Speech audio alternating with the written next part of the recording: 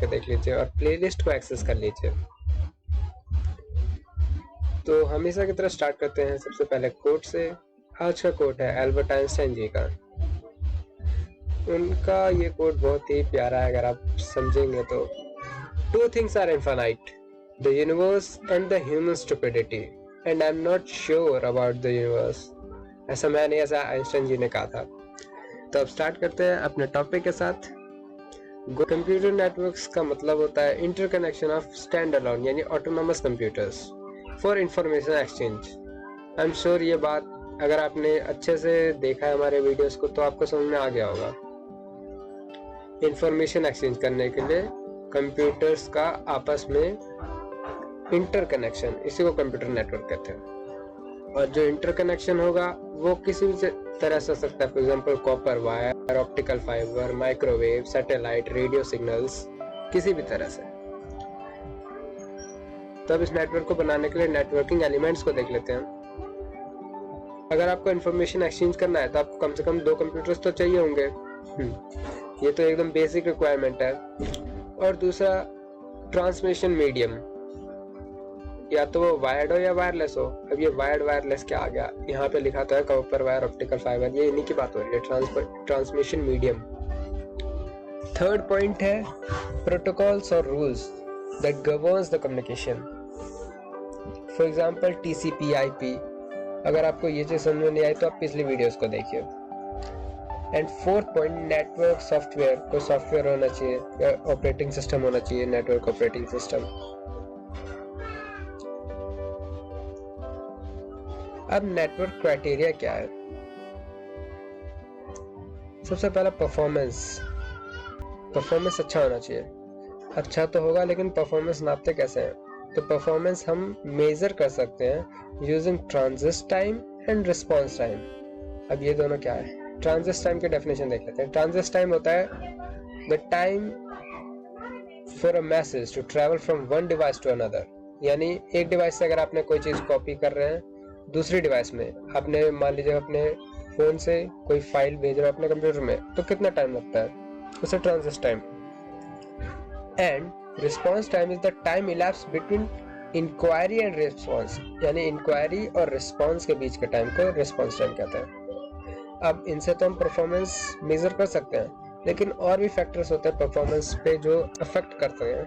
For example number of users, अब जितने ज्यादा यूजर्स होंगे टाइम उतना ज्यादा लगेगा।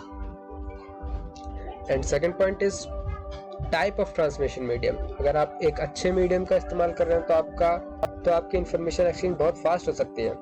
And capability of connected networks, यानी एक नेटवर्क में कितने डिवाइसेस कनेक्ट हो सकते हैं।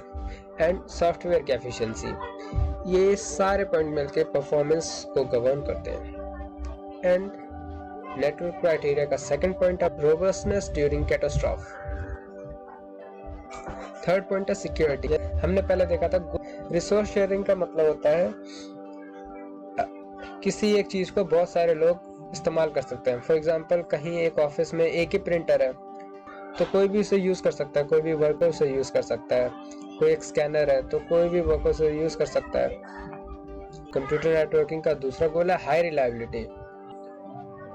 इस पॉइंट को समझते हैं। If there are alternate source of supply,